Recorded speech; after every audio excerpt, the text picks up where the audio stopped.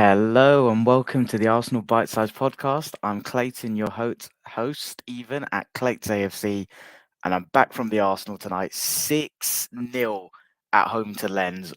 So many records and stats flying around, but what a bloody night. And it was an even more special night. It's a shame Nima can't jump on with me. It is very late. It's 10 to midnight in the UK, and I'm a granddad, so I'm going to be struggling at work tomorrow. But Nima and I, we kind of touched on it a few weeks ago, and I mentioned it earlier today that there may have been a little surprise coming. And the surprise was Nima and I were actually invited on to the Breakdown Live show hosted by Adrian Clark. They do that every game in the Premier League and Champions League, where Adrian and another co-host, it's typically Nicole Holiday, but it was Nick today that was hosting it with Adrian. And yeah, every match they host a show. They do like the tactical preview. They get some nice stats involved. They get the audience involved, and I am speechless that they actually invited us to go on. So yeah, they've seen the podcast, I think, and reached out initially to Nima, and yeah, both of us were there representing tonight. And genuinely, that is only possible because of all of you regular listeners. And I think there was a tweet that Alex put out a while ago. Alex is the guy that does a lot of the content at Arsenal, and he's the one that invited Nima and I on. And I can only assume it was because of that tweet where all of you replied. So thank you so much. And it was such a surreal experience just being in the box, watching Adrian live. Like, I love reading his tactical analysis pieces. I think all of you people that watch this week in, week out will know how much of a nerd I am with the tactical side of the game. And it's just good it was so nice just seeing him in person in the flow. Like, I do watch the breakdown live anyway, but just being there in person was something special, to be honest. So yeah, that was surreal. So we've taken a lot of photos and videos. We've tweeted a couple of bits, but I'll put together a little reel tomorrow because it is very late, like I said. But this was a game that was too exciting to just not come home and just talk about straight away. And if there's any questions on the breakdown live experience, like I'm still a bit. I'm still a bit like gobsmacked that actually happened. Like, I was literally just chatting with, well, sat there watching Adrian Clark do his thing, and then even had a conversation at the end. He was so nice and humble as well. You can tell his like love for the game and the club is just special. But yeah, what a night! And obviously we've topped the Champions League group in emphatic style. I think every home game we've played in the Champions League this season has been special. 4-0 PSV, 2-0 Seville, where their first shot on target came in literally the last minute in stoppage time. And then 6-0 today, and 5-0 at half time as well. Like I said, there are so many stats flying around, too many for me to remember. So I've literally just got them open in front of me. Tonight's win was actually our 100th in the Champions League, including qualifying matches. I want to say that Adrian actually said on the show today that Havertz became the 100th goal scorer at the Emirates Stadium for us. So that's cool. We're the first side in Champions League history to have many as 5 different scorers, excluding own goals, in the first half of a match in the competition. We're also the first English side to lead 5-0 at halftime in a Champions League game. Our 4-0 lead within 27 minutes is the joint fastest an English side has ever scored 4 in a UEFA Champions League game, along with Manchester United versus Brøndby, which was way back in November 1998. It's absolutely ridiculous. And I think what was so special about this one tonight was, I even said this on the breakdown live with Adrian and Nick, like, Premier League games with us this season, we all know teams are literally just parking the bus, right? And I don't know if there's something in like the quality of Premier League defending versus those in Europe, because Lens didn't exactly come to play, in my opinion, initially. I actually thought, until the first goal, I thought structurally they looked pretty good. And we were having to do our thing where we knock it side to side, try to create overloads in wide areas. And then obviously the first goal came, and then it was floodgates. But I don't actually believe that they initially came to try and play us off the park, like Sevilla and PSV did. I just think we were absolutely ruthless in how clinical we were today. And so much so that I remember seeing something around like, what are this? Let me pull up the stats in terms of shots. It's pointless now that it was full time. But I remember seeing something at half time, and it was like we had 1.09 expected goals, but we have 5-0 up. And it was just the ruthlessness we showed tonight, where for every single goal, we just punished them. And I guess if you go goal by goal, even, yeah, Havertz's first goal, so happy for him. Like the fact that he's now scored in back-to-back games as well. You just knew he'd be in the lineup. I'm sorry, I'm jumping around a bit. Before I get into each goal, obviously the lineups, right? It was I was actually a bit surprised there was no Ben White, but I know some people are talking about, oh, has Ben White lost his place? This and that. I think it's just as simple as we've got three fullbacks at the minute in Tomiyasu, White, and Zinchenko, and he's just maximizing their load. I think it's as simple as that, and I think Tomiyasu's been performing well. Zinchenko was having a bit of a wobble and has been performing well, so keep him in the team up, keep spirits high. I think it's as simple as that. And I don't think there's anything that we need to read into. We've got three very good fullbacks. Use them and utilize them accordingly. But yeah, the only change was what was the only change? It was Havertz at left 8 instead of Trossard. That was it. My mind went completely blank. And what what a performance this was as a team. I don't actually think anyone. Well, okay, where am I going with this? Like I said, goal by goal. So first off, I thought first 10 minutes we were kind of settling into play nicely, controlling the ball, moving it around. And then when we got the first goal, because I remember before Havertz got his first goal, there was a really nice looping cross. I want to say it was from Tomiyasu. I definitely remember it came from the right-hand side. And Havertz was at the back post, and it was like looping towards the back. And it just went wide. And I was like, okay, there's something here. And then, yeah, you see his first goal, and like the ball loops in the air, and what I really like is as Jesus is looking and about to engage with the header, Havertz is immediately on his bike and drifting into that space. And that's exactly what I want to be seeing from him. That's the kind of what I talk about all season in terms of proactive, urgent movement offensively. That's exactly it. He saw while the ball was in the air and Jesus was about to make contact, the space, and he went for it. And that is what he does best, just drifting naturally into space. And this is where I find the whole is he a number 9 super interesting, because I think he benefits from others creating space for him rather than being the entire focal point, which he can do against the likes of City. But I think his natural game is like that second striker. And you look at the links to number 9s around Europe and Arsenal, and I think it makes sense in terms of getting the best out of his profile. But yeah, that was great for him to get off the mark. And obviously the Waka Waka song starts doing the rounds. Spirits are high. Second goal was Gabriel Jesus. And it's just this guy and his close control is phenomenal. It was like Man United when he just sends someone a completely different directions. Obviously, Saka was going through, forcing his way through really well. Jesus, the ball ricocheted out. Jesus got the ball. He completely turns, drops someone, and then slots it away. It wasn't exactly in the corner, but yeah, it was ruthless. It was absolutely clinical. And then literally 2 minutes later, Martinelli's going flying down the left. I want to say, was that the one where I may have got this wrong, so bear with me, but I feel like sorry, was it Raya or Tomiyasu? I remember Tomiyasu. No, I'm getting it wrong. It's the fourth goal. But the third goal was Martinelli was off on the left. He gets 1v1 with the defender, which is so nice to see in the Champions League. Him and Saka just isolating their fullbacks. And obviously Lens played a back five, so it was against wing backs and sometimes getting into the wide centre backs. And it was just so nice to see them 1v1 doing what they do best. And then Martinelli obviously dribbled, and the ball ricochets off Saka. And like, yeah, not going to claim that's a well-beaten goal, but it was just back to back to back. And it went from the 13th minute to the 23rd minute with 3-0 up. It's like the ruthlessness is ridiculous. And then the fourth, this is where Tomiyasu just absolute. I don't know if he meant it. In the stadium, I thought it was clearance, and it just went ping all the way from like the right quarterback area straight out to Martinelli.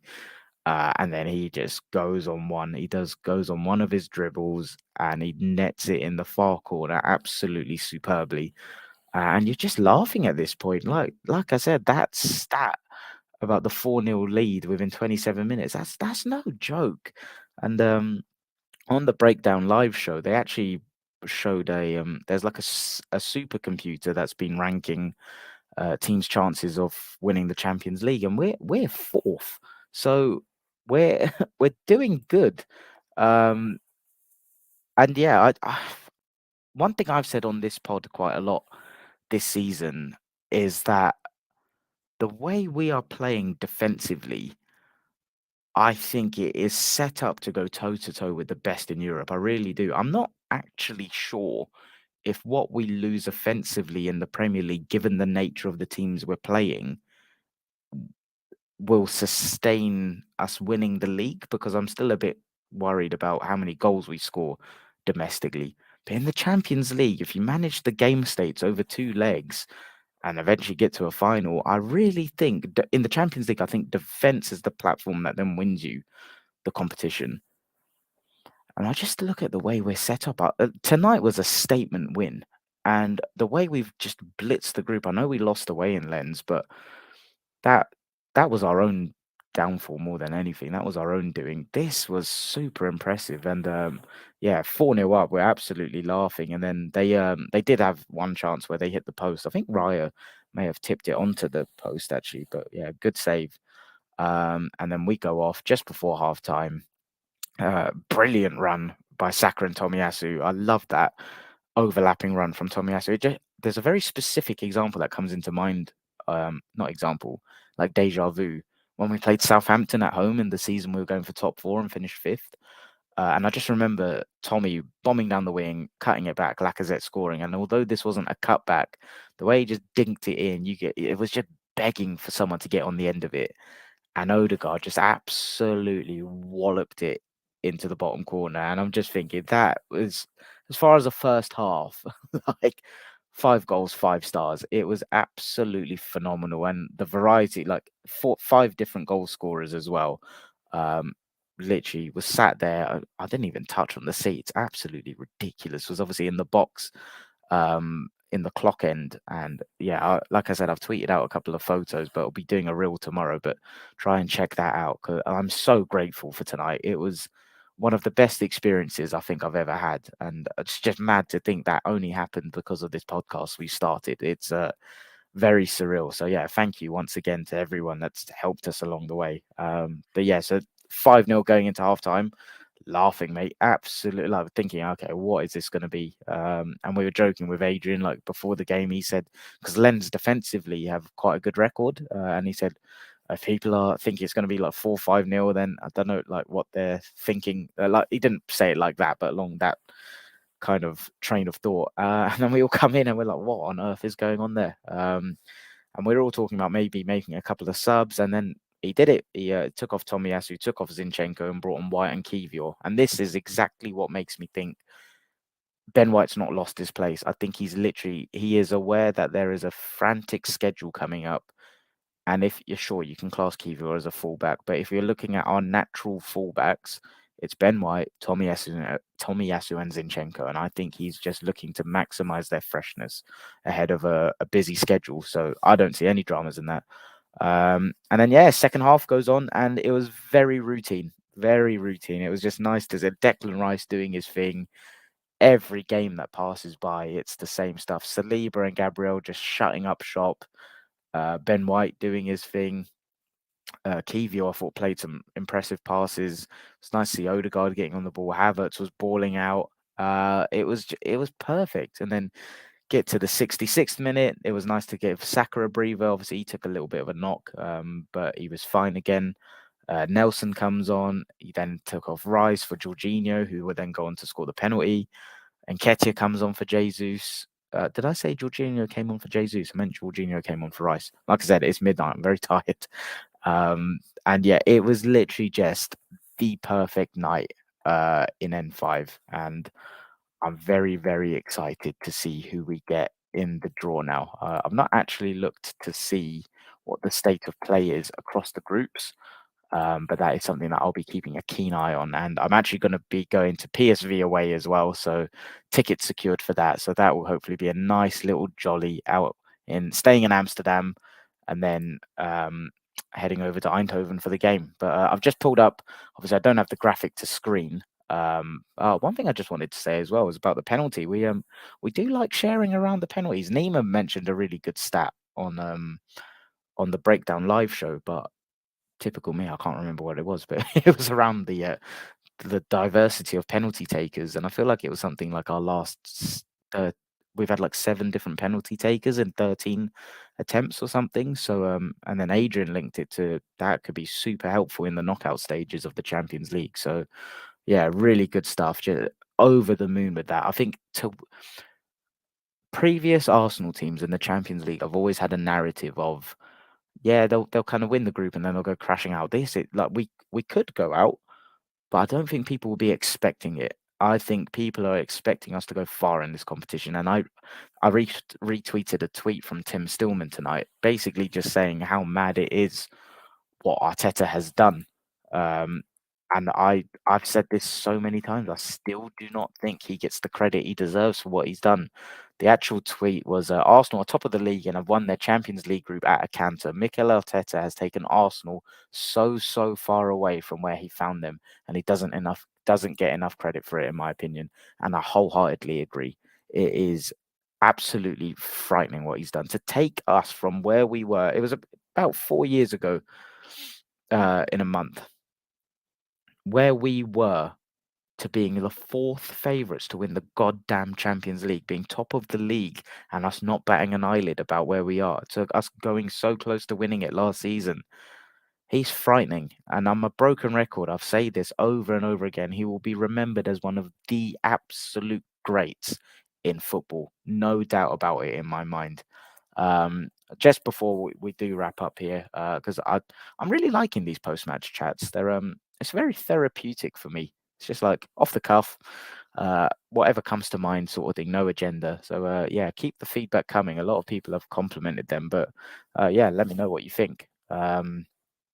But before I wrap up, I just want to bring up the stats from Mark our stats bot. So it was 6-0 in the end, obviously.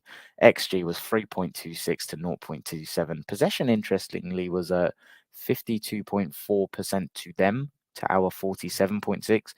Our Phil Tilt title was slacking today, 53.9 to 46.1.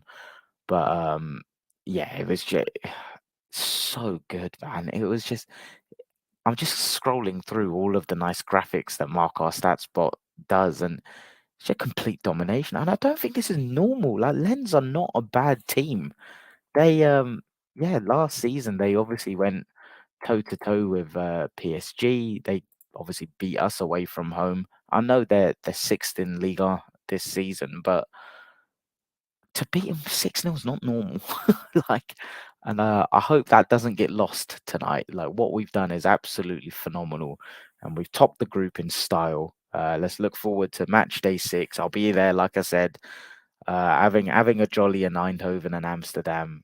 Then let's see who we get in the knockouts, because we can do something here. We really can. I firmly believe in Europe, the balance of the defensive work we have got along like and the structure that we've got defensively combined with the fluidity that is allowed in Europe, I think the sky is the limit. I really do. Like I said, it's not even me trying to just be like outlandish for the sake of it, because I've said in the league I think we'll struggle, because I think teams defend okay.